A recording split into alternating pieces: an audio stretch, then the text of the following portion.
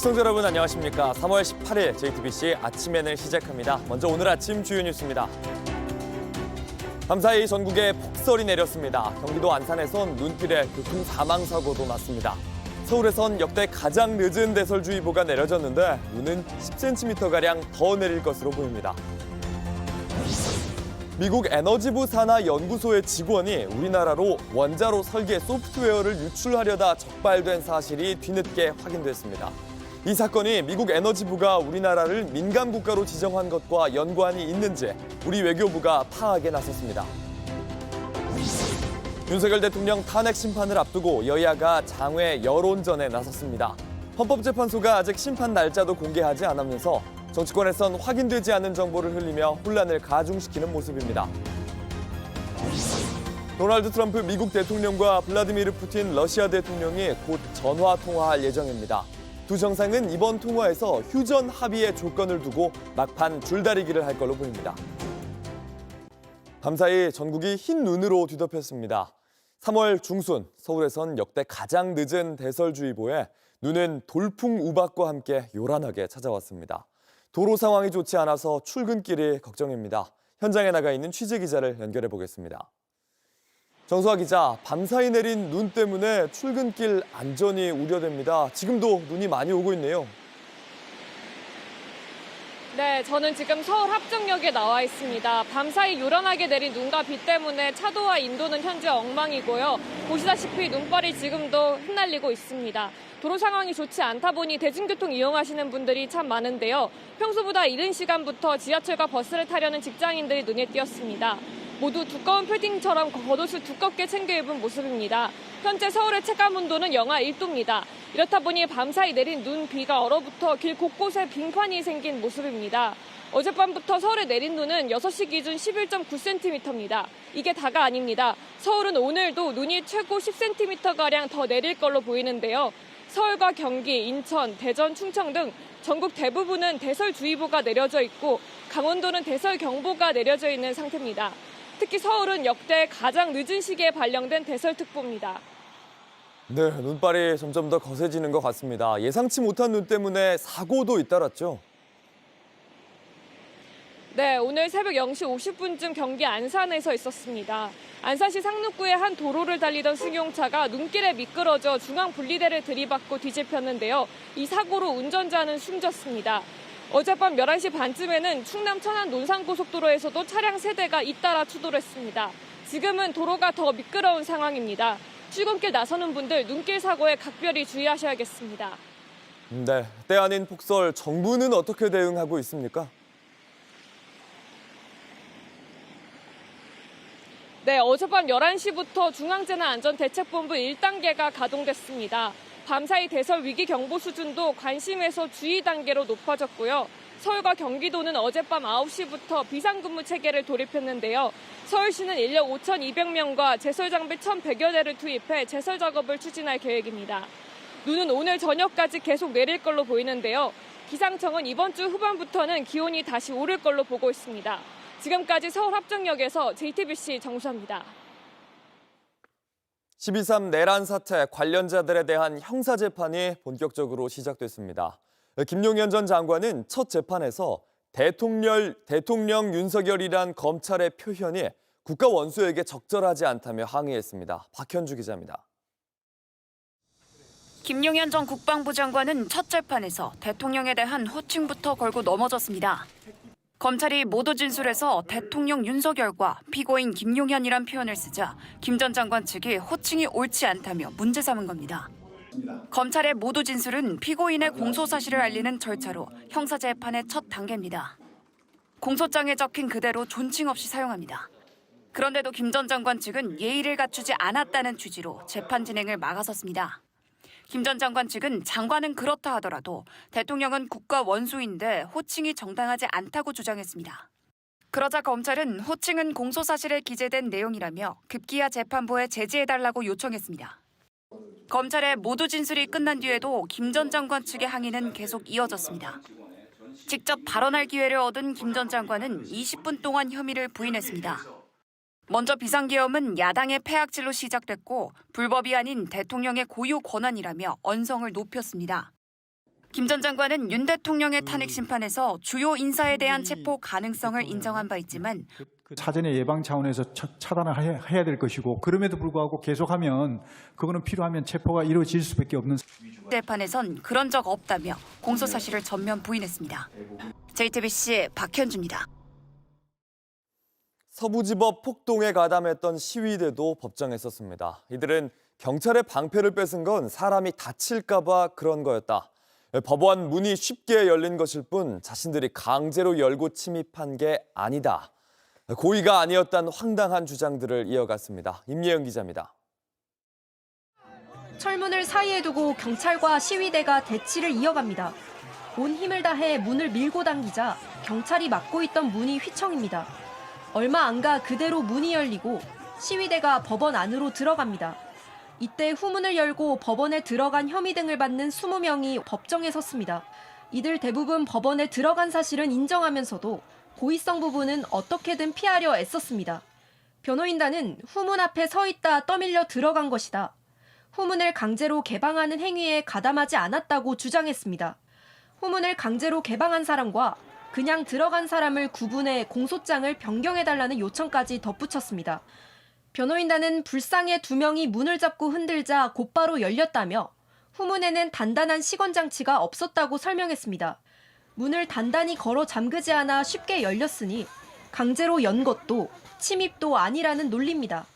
또 다른 피고인 유모 씨의 변호인은 폭동 당일 담을 넘게 된 배경에 대해 대통령에 대한 미안한 마음과 영장 발부 사실에 항의를 표시하기 위한 것이라고 설명했습니다.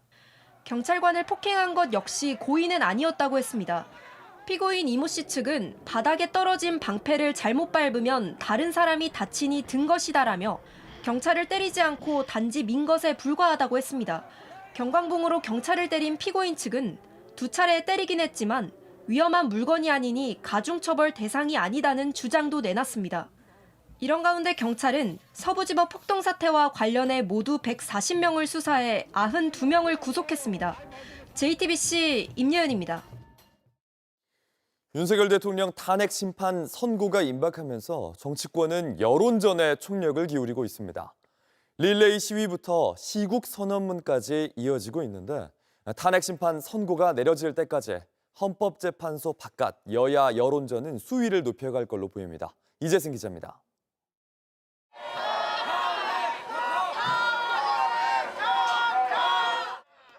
헌법재판소 앞에 모인 윤 대통령 지지자들이 시위를 이어갑니다. 안국역 인근에는 무대가 설치돼 본격적인 집회에 나섰고 여당 의원들의 릴레이 시위도 계속됐습니다. 국민의힘 소속 의원의 절반이 넘는 60여 명이 지난 11일부터 헌재 앞에서 시위를 벌이고 있습니다. 국민의힘은 한덕수 국무총리 탄핵 심판에 대해서도 기각을 염두에 두고 신속한 선고를 거듭 촉구하고 있습니다. 민주당을 향해선 결과가 어떻게 나오든 명확하게 승복 의사를 밝히라는 압박도 이어가고 있습니다. 이에 맞서 광화문 광장에서는 야권과 시민단체들이 모여 긴급 시국선언을 발표했습니다.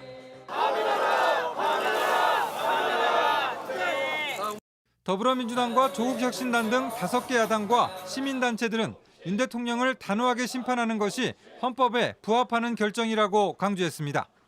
헌법재판소의 탄핵 심판 선고가 더 미뤄지지 않도록 연대 세력을 총동원해 장외 여론전을 강화하겠다는 전략입니다. 국회에서 광화문까지 민주당 의원들의 도보 행진은 주말을 넘기며 엿새째 계속됐습니다. 조국혁신당도 윤 대통령의 조속한 탄핵 선고를 촉구하는 릴레이 1만 배를 시작했습니다. 헌법재판소의 탄핵 심판 선고가 임박했다는 관측이 나오며 찬반 양측의 장외 여론전이 한층 치열해지고 있습니다. JTBC 이재승입니다. 온라인에서 화제가 된 뉴스, 화제가 될 뉴스를 골라 전해드립니다. 아침엔 소셜픽입니다. 뉴욕에선 자유의 여신상, 미국을 상징하는 랜드마크죠. 프랑스 정치인이 미국에 이걸 다시 내놓으라고 요구했습니다. Rendez-nous la statue de la liberté. On vous en a fait cadeau. On vous en a fait cadeau. Mais apparemment, vous la méprisez. Alors elle sera très bien ici chez nous. 현재 시각 지난 16일 프랑스 정당 소속의 유럽의회 의원인 라파엘 글릭스만은 미국에게 자유의 여신상을 돌려달라고 주장했습니다. 트럼프 대통령과 지지자들을 향해선 미국이 세계 최고의 연구진들을 내쫓고 있다고도 비판했습니다. 뉴욕 리버티 섬에 있는 자유의 여신상 1886년 프랑스가 미국 독립 100주년을 축하하며 준 선물이긴 합니다. 1984년엔 유네스코 세계문화유산에 등재되기도 했는데요. 기자들은 이 발언을 어떻게 생각하는지 백악관에 질문했습니다. So is President Trump going to send the Statue of Liberty back to France? Absolutely not. And my advice to that unnamed low-level French politician would be to remind them that it's only because of the United States of America that the French are not speaking German right now. So they should be very grateful to our great country. 2차 세계대전을 언급하면서 프랑스가 나치에 점령당하지 않은 것이 미국 덕분이라고 언급한 겁니다. 양국의 우호를 상징한 자유의 여신상이 약 140년 만에 갈등의 중심에 서게 됐습니다. 트럼프 대통령이 전임자가 한 사면이 무효라고 주장했습니다. 자동 서명 기계가 서명했기 때문이란 겁니다. Somebody was using an auto pen to sign off and to give pardons to, as an example, just one example, but the J6 Unselect Committee, they gave, think of it, they gave pardons with an auto pen. I don't think Biden knew anything about it. What they did is criminal. I think we're about to land, everybody. 조 바이든 전 대통령은 임기 말에 의회 폭동 사태 등을 조사했던 위원회에 대해 선제적으로 사면했습니다. 이건 트럼프 대통령의 보복을 막으려는 조치였는데 이 사면을 뒤집겠다는 겁니다. 트럼프 대통령 자신의 소셜미디어에 정치 깡패들에게 내린 사면은 자동 서명 기계가 서명했으므로 무효, 무가치, 법적 효력이 없다고 올렸습니다. 대통령 얼굴을 나란히 걸어놓은 사진 사이 바이든 자리에 서명기계 사진을 올리고 자신을 상대로 2년 동안 마녀 사냥을 벌인 위원회가 최고 수준의 조사를 받을 수 있다고도 썼습니다. 온라인에서도요, 바이든 대통령 몰래 서명기계가 쓰였을 수 있다는 주장이 퍼지고 있습니다. 하지만 블룸버그 통신 등에 따르면 이 사면 실제 서명 여부와는 관계가 없습니다. 연방 법원이 사면을 반드시 서면으로 해야 하는 건 아니라고 판단했기 때문인데요. 미국 정부는 2011년부터 이 자동 서명 기계를 공식적으로 사용해 왔고요.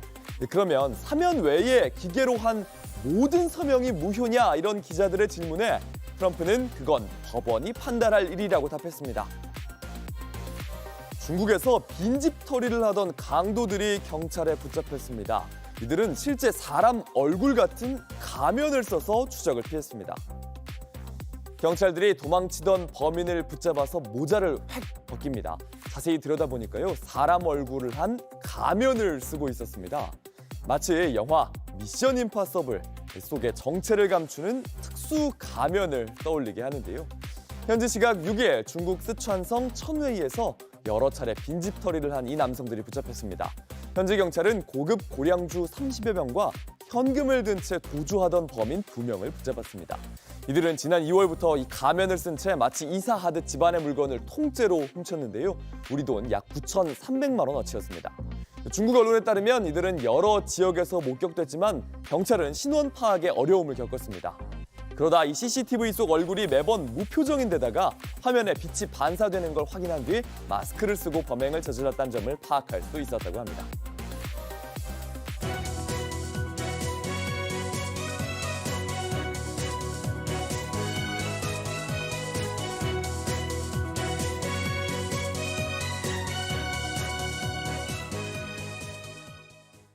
지난 1월 미국이 한국을 민감 국가로 지정했습니다. 그리고 뒤늦게 미 에너지부 연구소 직원이 한국으로 원자로 설계도를 유출하려다 해고된 사실이 확인됐습니다. 우리 정부는 민감 국가로 지정된 것이 외교 정책과는 무관한 보안 문제라고 해명했는데 이 사건이 영향을 미쳤을 가능성이 있습니다. 로스앤젤레스 홍지은 특파원입니다. 미국 에너지부 산하 연구소 직원이 한국으로 수출 통제 정보를 유출하려다 적발된 사실이 뒤늦게 확인됐습니다. 미국 에너지부 감사실은 에너지부 산하 아이다호 국립연구소 직원이 원자로 관련 기밀 정보를 가지고 한국으로 가려다 적발했다며 지난해 상반기 보고서를 미 의회에 제출했습니다. 감사관실은 2023년 10월부터 지난해 3월까지 업무 성과를 소개하며 이 사건을 가장 첫 번째 사례로 올렸습니다. 보고서는 수출 통제된 자료를 가지고 한국행 비행기에 탑승하려던 직원을 적발해 해고했으며 해당 자료는 아이다호 국립연구소가 독점 소유한 원자로 설계 소프트웨어였다고 전했습니다. 이어 해당 직원이 수출 통제 규정을 알고 있었고 외국 정부와 소통한 이메일과 채팅도 조사했다고 밝혔습니다. 구체적으로 어느 정부와 어떤 소통이 있었는지는 쓰지 않았지만 한국으로 설계 자료를 가져가려 한 만큼 한국 정부를 지칭하는 것으로 풀이됩니다. 미 에너지부가 한국을 민감국가로 지정한 이유를 아직 공개하지 않은 가운데 이번 사건과의 연관성에 이목이 쏠립니다. 외교부는 미국이 한국을 민감국가에 포함한 것은 외교 문제가 아닌 보안 관련 문제가 이유인 것으로 파악됐다고 밝힌 바 있습니다. 다만 미국은 구체적으로 어떤 이유로 우리나라를 민감국가로 지정했는지는 밝히지 않고 있습니다. 미국은 민감국가로 지정한 나라들에 대해 첨단 연구 교류 등을 제약하고 있습니다. 미국은 다음 달 15일 민감국가 명단을 확정하기로 한 가운데 안덕근 산업부 장관은 이번 주 미국을 방문해 민감국가 목록에서 한국을 제외해달라고 요청할 예정입니다. 로스앤젤레스에서 JTBC 홍지연입니다. 미국이 민감국가 리스트에 한국을 포함시킨 건 70년 한미동맹을 역행하는 조치여서 더 심각합니다. 대한민국이 지난 70년간 쌓아올린 모든 성취를 한꺼번에 무너뜨릴 수 있다. 비상계엄 선포 직전의 우려가 현실이 됐습니다. 윤세민아 기자입니다. 미국의 민감국가와 기타 지정 국가 목록에 오른 26개국 가운데 미국과 상호 방위 조약을 맺은 동맹국은 한국이 유일합니다. 사실상의 동맹인 이스라엘이나 우방국인 대만, 인도 등도 포함돼 있지만 상대국 영토가 공격받으면 함께 싸운다는 의미의 동맹과는 차원이 다릅니다. 앞서 조태열 외교부 장관은 비상계엄 선포 직전 윤석열 대통령에게 대한민국이 쌓아온 성취를 무너뜨릴 수 있다고 말한 바 있습니다. 외교적 파장뿐만 아니라 대한민국이 지난 70여 년간 쌓아올린 모든 성취를 한꺼번에 무너뜨릴 수도 있을 만큼 심각한 사안이 제고해 주십시오를 거듭 요청드렸습니다. 실제 이번 조치는 비상계엄 선포로 인해 불안정해진 정치 상황 때문이라는 분석도 나옵니다. 미국 국립연구소에서 일하는 한국인 연구자는 바이든 정부 임기 막바지에 한국을 민감국가로 지정한 점을 들어 높은 확률로 계엄이 영향을 미쳤을 것이라고 말했습니다. 이런 상황에서 우리 정부는 미국이 기술 분야 경쟁국을 견제하려는 조치를 한 거라고 보고 있습니다. 정부 고위 관계자는 미국이 기타 지정국가로 분류한 나라들의 면면을 보면 기술적 측면에서 예의주시해야 할 필요가 있는 나라들이라고 말했습니다. 대통령실도 국내 일각에서 주장해온 자체 핵무장론이 아닌 원전 시장에서의 견제로 보고 있는 걸로 알려졌습니다. 한국을 민감국가로 지정한 구체적인 이유는 미국 정부로부터 직접 듣지 못하고 있는 가운데 우리 정부는 한국이 기술 분야에서 뛰어나기 때문에 이번 조치가 이뤄진 것 같다는 추정만 내놓고 있는 겁니다. JTBC 윤세민입니다. 트럼프 미국 대통령과 현지 시간 내일 푸틴 러시아 대통령이 전화 통화를 합니다. 백악관은 우크라이나 종전에 대해 골문 앞에 다다랐다며 기대감을 나타내고 있는데요. 러시아는 조건을 내세우면서 신중한 태도입니다. 워싱턴 정강현 특파원입니다. 트럼프 미국 대통령과 푸틴 러시아 대통령이 현지 시간 내일 전화 통화를 합니다. 우크라이나 전쟁을 끝내는 방안이 핵심 의제입니다.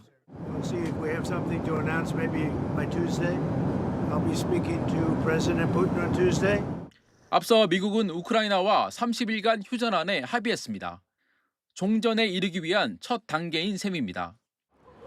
트럼프 대통령은 푸틴 러시아 대통령을 향해 30일간 휴전안에 동참하라고 압박하는 중입니다. 트럼프 대통령은 내일 통화가 결정적 계기가 될 것으로 기대하고 있습니다.